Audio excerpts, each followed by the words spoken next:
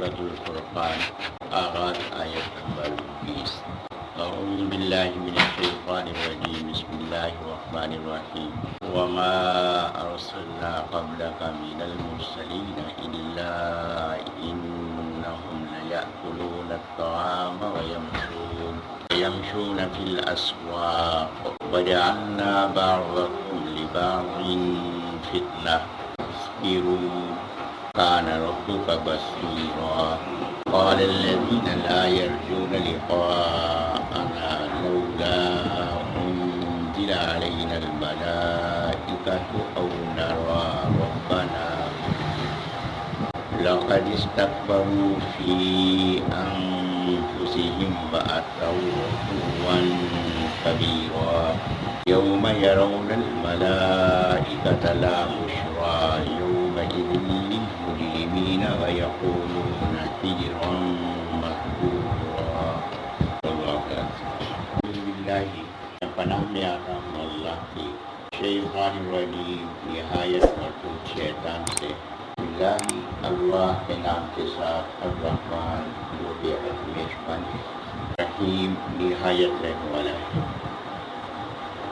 اس سے پہلے اللہ تبارک و تعالیٰ نے قیامت کا یہ منظر بیان فرمایا کہ وہ لوگ جو اللہ کے بعد دوسروں کو حاجت روا اور مشکل کشا مانتے ہیں یا وہ کام جو اللہ کے ساتھ مخصوص ہیں وہ غیر اللہ کے لیے کرتے ہیں، تو اللہ تبارک و تعالیٰ ان معبودوں کے سامنے ان عابدوں سے عبادت کرنے والوں سے سوال کریں گے اور ان عابدوں کے سامنے ان کے معبودوں سے سوال فرمائیں گے۔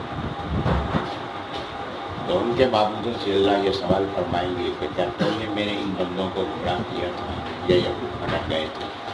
تو جواب میں وہ کہیں گے کہ اللہ کے ہمارے لیے کیسے مناسب تھا، ہم تو خود تیرے محتاج تھے کہ ہم دوسروں کو یہ کہتے کہ ہمیں حاجت روا اٹھا سکتے، ہم تو خود تیری عبادت کرتے تھے، دوسروں کو ہم اپنی عبادت کی دعوت کیسے دے سکتے تھے؟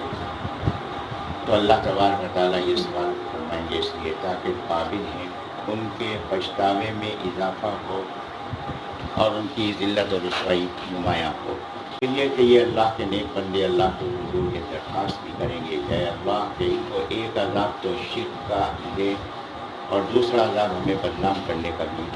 فرمایا کہ اس وقت اللہ تبارک و تعالیٰ کی طرف سے یہ اعلان ہوگا کہ جن کی تم عبادت کرتے تھے یہ سمجھ کر یہ اللہ کے عذاب سے تمہیں چھڑائیں گے، یہ اللہ کے نائب ہیں، تمہارے اس خیال کا جھوٹ ہونا بالکل واضح ہو گیا۔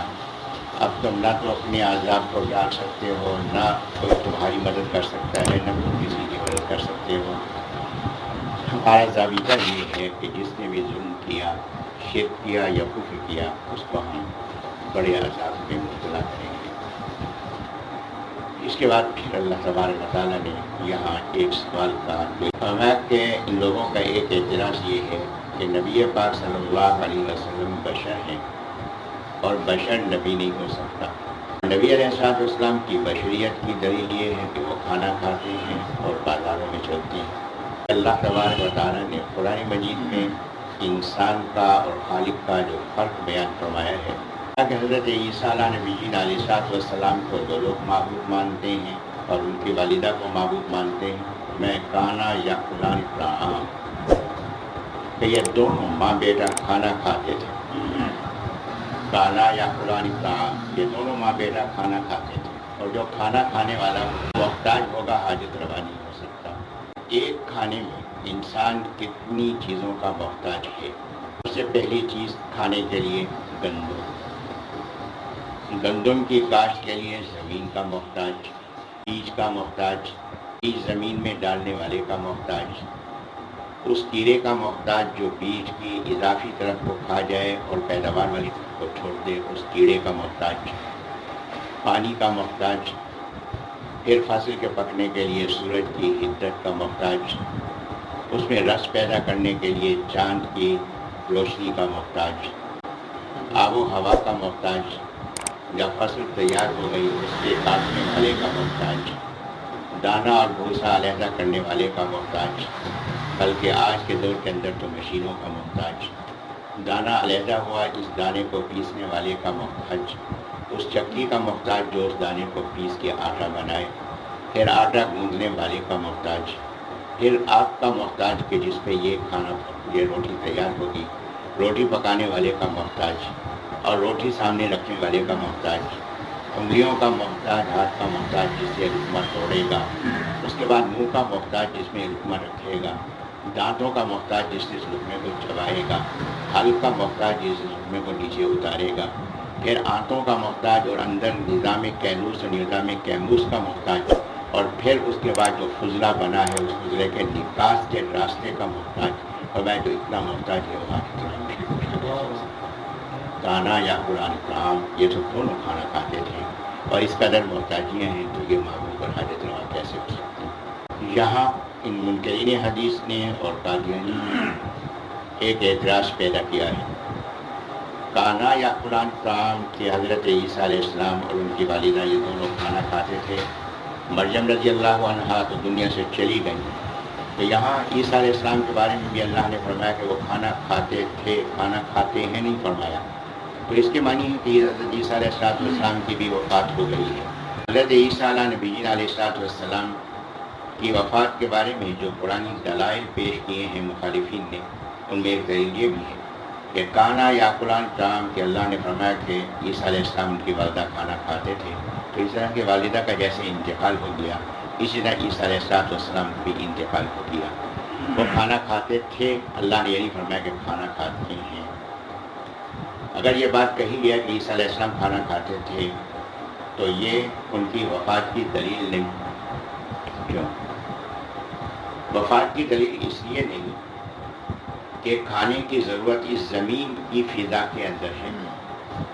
کھانے کی ضرورت کیوں ہے؟ اس لیے کہ زمین کی فضا میں آب و ہوا میں جسم کی تحلیل ہوتی ہے، جب جسم کی تحلیل ہوتی ہے تو اس خلا کو کمی کو پورا کرنے کے لیے غذا لی جاتی ہے، اور غذا کہاں سے ہے؟ غذا زمین سے ہے، کیونکہ انسان اس زمین سے پیدا ہوا ہے، تو اس میں جو کمی واقع ہوتی ہے وہ کمی پوری کی جائے گی اسی زمین سے، اس لیے انسان وہ اشیاء کھاتا ہے جو زمین سے پیدا ہوتی ہے۔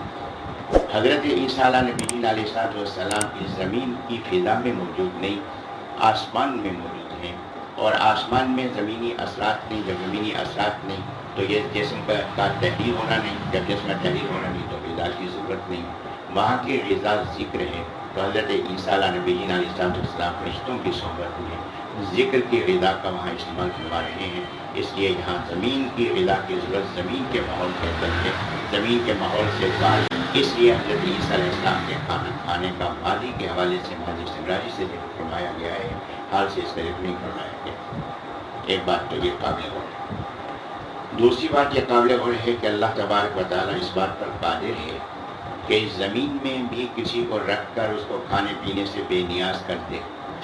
اصحاب کہف 309 سال سوئے رہے کہ اللہ تبارک و تعالیٰ نے ان کے جسم میں کوئی تغیر و تبدل نہیں ہونے دیا، نہ ان کے بال بڑھے نہ ان کے ناخن بڑھے اور نہ ان کا لباس میلا ہوا۔ 309 سال اللہ تبارک و تعالیٰ نے اپنی قدرت کا نمونہ دکھایا ہے۔ تو اللہ تبارک و تعالیٰ اس بات پر بھی قادر ہے کہ اس فضا میں بھی رکھ کے اللہ تعالیٰ کھانے پینے سے بے نیاز کر دے، لیکن حضرت عیسیٰ علیہ السلام کو معاملہ یہ ہے کہ وہ زمینی فضا کے اندر نہیں بلکہ آسمان پر زندہ اٹھائے گئے، آسمان پر موجود ہیں، اور جب زمین پہ تشریف لائیں گے تو پھر کھانے پینے کا عمل جو ہے دوبارہ ان کا شروع ہوگا۔ تو میں یہ بات عرض کر رہا تھا کہ اللہ تبارک و تعالیٰ نے یہ فرق واضح فرمایا کہ یہ کھانا پینا یہ بشری تقاضے کی وجہ سے ہے، مخلوق ہونے کی علامت ہے۔ پھر یہ بات ارشاد فرمائی کہ نبی پاک صلی اللہ علیہ وسلم پہلے نبی نہیں، نبی علیہ السلام آخری نبی ہیں، اور فیصلہ ہوتا ہے ضابطے اور روایت پر کہ اس سے پہلے روایت کیا ہے۔ اس سے پہلے روایت یہ ہے کہ پہلے انبیاء کرام علیہ السلام ہیں اگر کھاتے پیتے تھے تو پھر اس کے معنی ہے کہ نبی علیہ السلام پر جو اعتراض ہے یہ اعتراض فضول ہے۔ اگر وہ لوگ کھاتے پیتے نہیں تھے اور نبی علیہ السلام نے کھانا پینا شروع کیا تو اس کے معنی ہے کہ پھر تعجب پیدا ہونا چاہیے۔ تو اللہ تبارک و تعالیٰ یہ جواب ارشاد فرما رہے ہیں، وما ارسلنا ہم نے نہیں بھیجے قبل کا آپ سے پہلے من المرسلین رسولوں میں سے الا سوائے اس کے انہم یقیناً وہ لیأکلون کھاتے تھے الطعام کھانا، کہ جتنے انبیاء کرام تشریف لائے سب کے سب کھانا کھاتے تھے، یمشون اور وہ چلتے تھے فی الاسواق کی بازاروں میں، بازاروں میں وہ چلتے پھرتے بھی تھے، کھانا بھی کھاتے تھے، تجارت بھی کرتے تھے، دیگر امور بھی سر انجام دیتے تھے۔ تو اس لیے نبی علیہ السلام کا معاملہ عجیب معاملہ نہیں۔ جب عجیب معاملہ نہیں تو اس پہ سوال مناسب نہیں۔ قریش کا اعتراض ہے یا یہودیوں کا اعتراض ہے؟ مشرکین مکہ کا اعتراض ہے یا یہودیوں کا اعتراض ہے؟ مشرکین مکہ کے لیے تو یہ بات ان کا دعویٰ ہے کہ ہم حضرت ابراہیم علیہ نبی علیہ السلام کی اولاد ہیں، ہم حضرت اسماعیل علیہ السلام کی اولاد ہیں۔ تو ابراہیم علیہ السلام اسماعیل علیہ السلام کی جب تم اولاد ہو، تم بشر ہو، تو ابراہیم علیہ السلام اسماعیل علیہ السلام بشر تھے، وہ بھی کھاتے پیتے تھے، چلتے پھرتے تھے۔ تو نبی پاک صلی اللہ علیہ وسلم بھی اللہ کے نبی ہیں، تو ابراہیم علیہ السلام اسماعیل علیہ السلام کی اولاد ہیں، تو اولاد ہونا یہ بشریت کی دلیل ہے، والد ہونا یہ بشریت کی دلیل ہے، شوہر ہونا یہ بشریت کی دلیل ہے۔ لہذا نبی علیہ السلام میں تو جتنی صفات ہیں وہ ساری کی ساری بشریت کی پائی جاتی ہیں، اور پہلے انبیاء علیہ السلام میں بھی یہ بات پائی جاتی تھی۔ پھر یہ کہ نبی علیہ السلام کا چلنا پھرنا اور پہلوں کا بھی چلنا پھرنا، تو اس میں بھی اسلام کی مناسبت ہے۔ اگر نبی علیہ السلام کھانا نہ کھاتے تو سوال ہو سکتا تھا، اگر نبی علیہ السلام چلتے پھرتے نہ تو سوال ہو سکتا تھا، لیکن پہلے انبیاء علیہ السلام والا طریقہ ہے، اس لیے یہاں یہ سوال یہ فضول سوال ہے اور خلاف حقیقت ہے۔ اگر میں عرض کر رہا تھا کہ کفار مکہ کا سوال ہے، کفار مکہ نے یہ سوال کیا تو اس کا جواب یہ ہے کہ ابراہیم علیہ السلام اور اسماعیل علیہ السلام بھی کھاتے پیتے تھے اور چلتے پھرتے تھے۔ اور اگر یہ سوال یہودیوں کا ہے کہ جیسا کہ اس کا جواب اللہ تعالیٰ نے قرآن مجید میں دوسری جگہ دیا ہے، تو ہمیں کیا پوچھیں ان سے کہ حضرت موسیٰ علیہ السلام کیا انسان نہیں تھے، بشر نہیں تھے؟ اگر بشر تھے اور ان کو کتاب دی گئی تو تم نے کیسے کہہ دیا کہ بشر پہ کتاب نازل نہیں ہوتی؟ تو حضرت موسیٰ علیہ السلام کو ماننے کا اقرار کرتے ہو اور ان کو بشر مانتے ہو، لیکن پھر دوسروں پر اعتراض کرتے ہو کہ بشر پر کتاب نازل نہیں ہو سکتی۔ تو اللہ نے دونوں کا جواب قرآن مجید میں ارشاد فرما دیا، اور اس بات کو بھی واضح فرما دیا کہ نبی علیہ السلام بشر تھے۔ نہ صرف یہ کہ ان آیات سے یہ بات معلوم ہو رہی ہے، بلکہ بشر کا لفظ واضح طور پر بھی موجود ہے۔ جیسے کہ سورۃ الکہف کے آخر میں قل انما انا بشر مثلکم، کیا نبی علیہ السلام آپ اس بات کا اعلان فرما دیں، نہیں سوائے اس کے کہ میں تمہاری طرح بشر ہوں۔ یہ حقیقت ہے، انما یہ حصر کے لیے آتا ہے کہ صرف یہی صورت ہے اور کوئی صورت نہیں، کوئی امکان نہیں، کوئی فکر تمہاری نہیں ہونی چاہیے کہ اسی بات کو پختگی کے ساتھ قبول کر لو کہ میں تمہاری طرح سے بشر ہوں، لیکن مقام تمہارا اور میرا ایک نہیں، اس لیے کہ اللہ نے مجھے نبوت سے سرفراز فرمایا ہے۔ تو نبوت کی وجہ سے فرق مقام کا واقع ہوا ہے، پیدا ہوا ہے، لیکن جنس کا انکار نہیں کیا جا سکتا کہ میں تمہاری طرح بشر ہوں۔ اب جن لوگوں نے تعبیر کی ہے اس بارے میں، ان کا کہنا یہ ہے کہ یہ دور فتن ہے، اور ایسی ایسی عجیب و غریب تعبیریں ہیں کہ جو شیطان کی سمجھ میں نہ آئیں وہ ہماری سمجھ میں آ گئی۔ کہا کہ قل، اے نبی علیہ السلام آپ فرماتے ہیں، قولو تو نہیں کہا کہ اللہ نے یہ تو نہیں فرمایا قولو کہ تم بھی کہو کہ نبی علیہ السلام بشر ہیں، یہ تو نہیں کہا۔ اللہ نے تو قل کہا ہے کہ اے نبی علیہ السلام آپ فرما دیں انما انا بشر مثلکم، کہ میں تمہاری طرح بشر ہوں۔ کسی امتی کو یہ حق حاصل نہیں کہ نبی صلی اللہ علیہ وسلم کو بشر کہے۔ یہاں اللہ نے قل کہا کہ نبی علیہ السلام آپ خود کہہ سکتے ہیں، اپنے آپ کو بشر کہہ سکتے ہیں، لیکن امت کو کہنے کی اجازت نہیں۔ اس سلسلے میں دو باتیں آپ ہو رہی ہیں۔ پہلی بات یہ ہے کہ نبی علیہ السلام سے کہا جا رہا ہے کہ آپ فرمائیں کہ میں بشر ہوں۔ سوال یہ ہے کہ یہ بات حقیقت ہے یا خلاف حقیقت ہے؟ اگر خلاف حقیقت ہے تو کیا اللہ کے نبی کو اس بات کو حکم دیا جا رہا ہے کہ آپ خلاف حقیقت بات کا اظہار کریں؟ کہ اللہ تعالیٰ نبی علیہ السلام کو یہ بات فرما رہے ہیں کہ آپ وہ بات بیان کریں جو خلاف حقیقت ہو؟ کیا یہ ممکنات میں سے ہے کہ نبی کی زبان سے تو خلاف حق بات نکل نہیں سکتی؟ زمین اوپر ہو سکتی ہے، آسمان نیچے ہو سکتا ہے، نبی علیہ السلام کی زبان مبارک سے خلاف حق بات ادا نہیں ہو سکتی۔ تو کیا اللہ بذات خود نبی کو حکم دے رہے ہیں کہ آپ غلط بیانی کریں؟ نعوذ باللہ من ذالک۔ ایک بات یہ قابل اور ہے۔ دوسری بات یہ قابل اور ہے، قرآن مجید میں اللہ نے فرمایا قل هو اللہ احد، کہ اے نبی علیہ السلام آپ فرما دیں کہ اللہ یکتا ہے۔ تو کیا صرف نبی علیہ السلام اللہ کو اکیلا مانیں گے؟ امتی کو تو اختیار نہیں کہ وہ اللہ کو اکیلا کہے، اللہ کو اکیلا مانے۔ تو یہاں کل ہے، وہاں بھی کل ہے۔ کیا نبی علیہ السلام آپ اللہ کو وحدہ لا شریک کہہ سکتے ہیں؟ امتی کو اجازت نہیں کہ اللہ کو وحدہ لا شریک مانے۔ تو ظاہر ہے کہ جب یہ بات آئے گی تو نہ توحید کا عقیدہ باقی رہے گا، نہ رسالت کا عقیدہ باقی رہے گا، نہ کوئی عقیدہ باقی رہے گا۔ ایک تعبیر یہ ہے جس کی وضاحت میں نے عرض کر۔ دوسری تعبیر انما، حضرت یہ انما इकट्ठा लफ्ज़ नहीं है, लिखा हुआ इकट्ठा है। हज़रत उस्मान गनी रज़ी अल्लाह अन्हु और दीगर साहबा किराम से मालूम न पूछने बात कि इसको अकेला अकेला लिखना था, उन्होंने इसको इकट्ठा ही लिख दिया, इन्नमा। तो ये असल में है इन्ना मा। इन्ना के मानी होते हैं यकीनन, मा के मानी है नहीं। इन्ना मा आना बशर हूँ, यकीनन मैं बशर नहीं हूँ। तो ये मा के मानी नफ़ी के हैं। तो इन्ना मा आना बशर हूँ, यकीनन मैं बशर नहीं हूँ।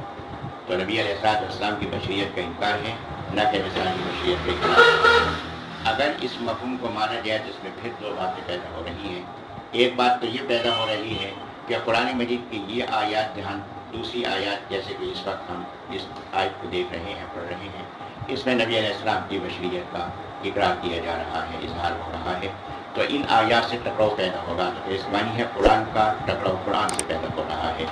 कुरान मजीद में अल्लाह ने कुरान मजीद की हक़ानियत की दलील बयान फरमाई है कि आप कुरान मजीद के अंदर टकराव नहीं देखेंगे कि ये कलाम खालिक कायनात का कलाम है। शायरों के कलाम में आप टकराव देखेंगे। आज एक बात कही है, कल दूसरी बात कही है। आज शायर ये कहता है कि मैं महबूब के दरवाजे पे जाता नहीं, मैं बेनियाज हूँ। और फिर दूसरे मरहले में उसकी कैफियत ये है कि मैं रकीब के घर पहुँचा, किस तरीके से पहुँचा, सजदे करते हुए पहुँचा, इसलिए कि मेरे महबूब का रास्ता हो गया। अब एक तरफ ये बात है, दूसरी वो बात है। यानी शायरी में तज़ाद पाया जाएगा। अल्लाह का कलाम वो है, फरमाया कि अलहम से लेकर वन्नास तक। फिर आप ये देखें एक और बात कि अल्लामा इकबाल हमारे कौमी शायर हैं, उनकी शायरी के हम अदवार बनाते हैं। पहला दौर उनकी शायरी का है कि जिसके अंदर कौमियत की तालीम, कौमियत का तस्वुर पाया जाता है। फिर उसके बाद 1905 से 1908 तक का दौर है, जो उनकी शायरी का दरमियानी दौर है जिसके अंदर वो अंगड़ाई ले रहे हैं। फिर 1908 के बाद का दौर है उनकी शायरी का, जिसके अंदर उन्होंने इस्लामी नज़रिया कौमियत पेश किया है, इस्लामी नज़रिया मिलत पेश किया है उन्होंने। अब ये इर्तिक़ा है। पहले दौर के अशार, तीसरे दौर के अशार आपस में टकरा रहे हैं।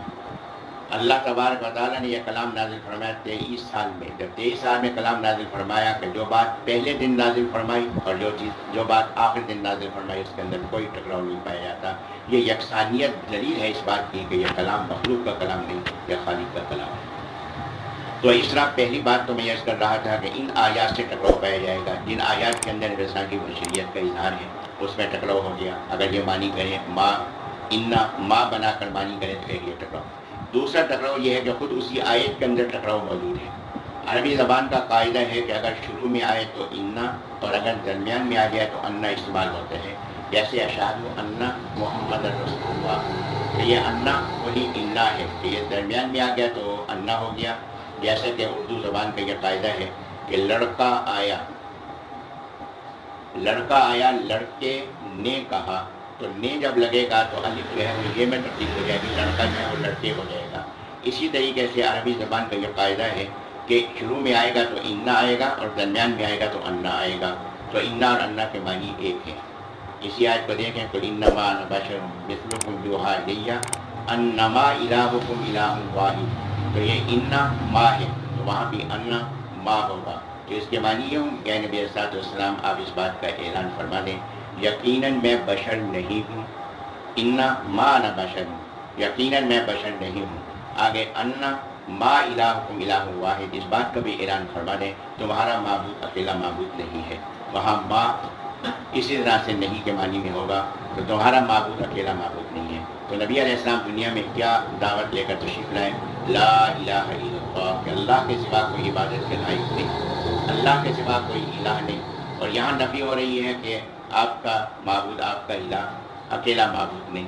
तो ज़ाहिर है जैसे वहाँ ये मानी नहीं कबूल किए जा सकते, इसी तरह इन्नमा अना बशर के अंदर भी माँ को नफ़ी के मानी में कबूल नहीं किया जाएगा। इन्नमा के मानी यकीनन और बेशक के मानी होंगे।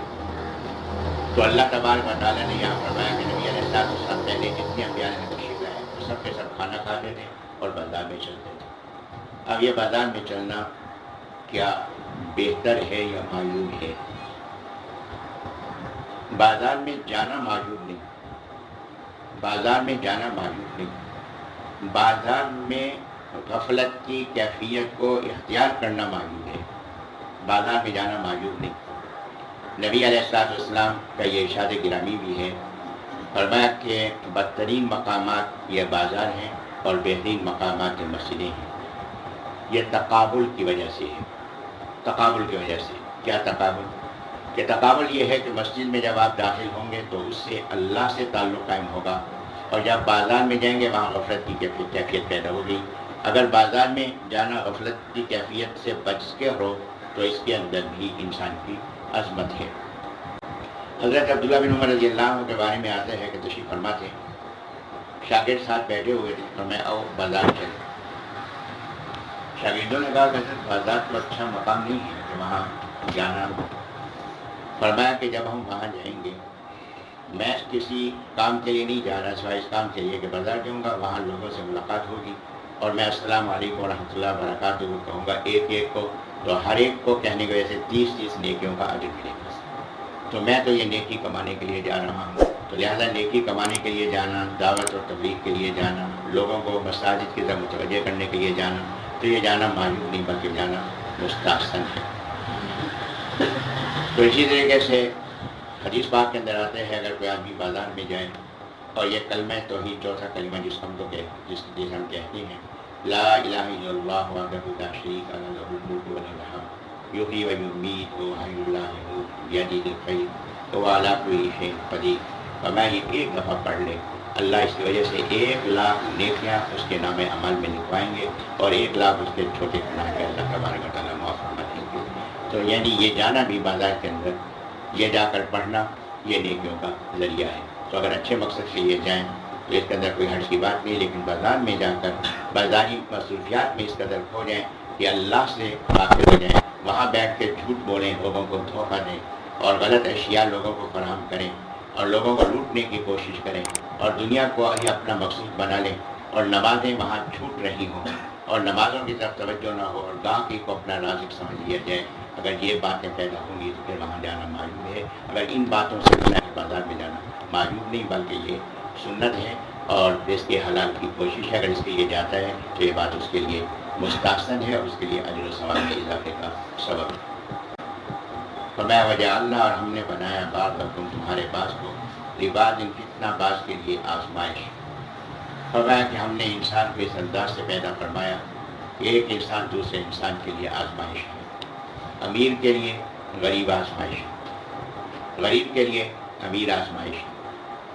کیا کہ امیر کے لیے غریب آزمائش ہے کہ غریب کے ساتھ تعاون کرتا ہے اور اس کی حالت کو دیکھ کر اللہ کا شکر کرتا ہے کہ نہیں کرتا۔ غریب کے لیے امیر آزمائش ہے کہ امیر کی طرح سے دولت مند ہونا چاہتا ہے یا اللہ کی نے جس حالت میں رکھا اس حالت پہ صبر کرتا ہے، اللہ ہی سے مانگتا ہے، تو یہ آزمائش ہے۔ اسی طریقے سے بیمار اور صحت مند ایک دوسرے کے لیے آزمائش ہیں۔ اسی طریقے سے انکار کرنے والے کافر انبیاء علیہ السلام یہ ایک دوسرے کے لیے آزمائش ہیں۔ یہ کافروں کے لیے آزمائش ہیں انبیاء کرام علیہ السلام، کیا یہ ان کی صداقت کو مانتے ہیں یا ان کی بشریت میں نظر کر کے ان کا انکار کرتے ہیں یا ان کی صفات نبوت کو دیکھ کر ان کی عظمت کا اقرار کرتے ہیں۔ تو انبیاء علیہ السلام ان کے لیے آزمائش ہیں، اور یہ کافر اور مخالفین انبیاء علیہ السلام اور اہل ایمان کے لیے آزمائش ہیں کہ کیا یہ صبر کرتے ہیں یا بے صبری کا مظاہرہ کرتے ہیں، تو ان کے لیے آزمائش ہے۔ تو فرمایا کہ ہم نے تو ہر انسان کو دوسرے کے لیے آزمائش بنایا، تمہارے بعض کو بعض کے لیے آزمائش بنایا۔ اتصبرون، کیا تم صبر کرتے ہو؟ کیا تم اس حال پہ صبر کرو گے؟ دوسرے لفظوں میں اللہ نے تاکید فرما دی کہ تمہیں صبر کرنا چاہیے۔ وَكَانَ رَبُّكَ بَصِيرًا، اور آپ کا رب جو ہے بصیراً نہایت دیکھنے والا ہے۔ اللہ تمہارے مخالفین کے اعتراضات کو بھی اور ان کی سازشوں کو بھی دیکھ رہا ہے۔ اللہ تمہارا گڑ گڑانا سن بھی رہا ہے، اللہ تمہارا گڑ گڑانا دیکھ بھی رہا ہے، اللہ تمہاری محنتوں کو، تمہاری کوششوں کو دیکھ بھی رہا ہے۔ تمہارے اعمال بھی اللہ کے سامنے ہیں، مخالفین کے اعمال بھی اللہ کے سامنے ہیں۔ تو اللہ کا یہ دیکھنا یہ اشارہ ہے اس بات کا کہ ایمان والوں کے تمہاری تسلی ہے ہونی چاہیے کہ اللہ تمہاری محنتوں کو دیکھ رہا ہے، اللہ تمہیں اس کا اجر عطا فرمائے گا، اور اللہ تمہارے مخالفین کی سازشوں کو بھی اور ان کے اعمال کو بھی دیکھ رہا ہے، اللہ ان کو سزا دے گا۔ تو لہذا قیامت کے دن اس کا فیصلہ ہوگا اور اللہ تمہیں انعامات سے سرفراز فرمائے گا اور ان لوگوں کو اس کی سزا دے گا۔ تو یہاں اللہ تبارک و تعالیٰ کا دیکھنا یہ وعید بھی ہے اور اللہ کا دیکھنا نوید بھی ہے۔ نوید بھی ہے کہ خوشخبری ہے ان لوگوں کے لیے جو دین کا کام کر رہے ہیں، اور یہ وعید ہے ان لوگوں کے لیے جو دین کی مخالفت کر رہے ہیں۔ اللہ مجھے اور آپ کو اپنے دین کے لیے قبول فرما لیں اور دین کی مخالفت سے ہماری حفاظت فرمائے۔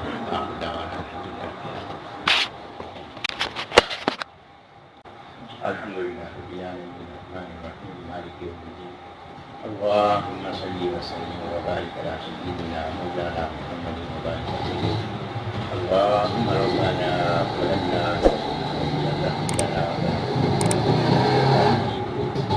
رب اغفر وارحمنا أنت خير الراحمين يا حي يا قيوم برحمتك نستغيث اللهم أعز أمير المؤمنين والمجاهدين اللهم انصرهم ولا تنصر عليهم اللهم ربنا تقبلنا كما تقبلت أصحاب النبي صلى الله عليه وسلم اللهم إنا نسألك من خير ما سأله نبيك محمد صلى الله عليه وسلم ونعوذ بك من شر ما استعاذ به نبيك محمد صلى الله عليه وسلم أنت المستعان وعليك البلاء ولا حول ولا قوة إلا بالله العلي العظيم صلى الله تعالى على خير خلقه محمد وعلى آله وصحبه أجمعين برحمتك يا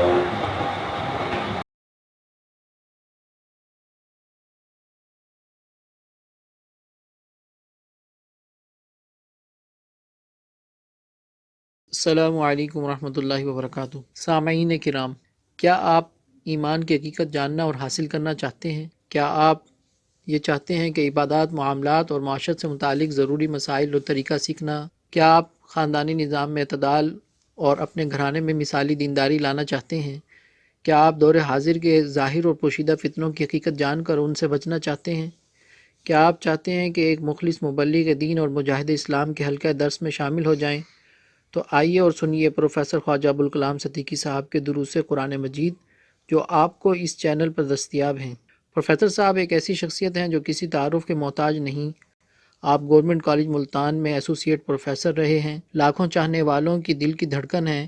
آپ علم، تقویٰ، فصاحت و بلاغت میں بے مثال ہیں۔ میری آپ سے سب سے گزارش ہے کہ روزانہ پروفیسر صاحب کے درس قرآن مجید کو سننے کا اہتمام اس چینل پر کریں اور ایسے تمام فتنہ پرور لوگوں کی بات سننے سے اپنے آپ کو بچائیں۔ دعا ہے کہ اللہ رب العزت اس پرفتن دور میں ہمارے ایمان اور اعمال کی حفاظت فرمائے، اہل اللہ اور اہل حق سے جڑے رہنے کی توفیق عطا فرمائے، آمین یا رب العالمین۔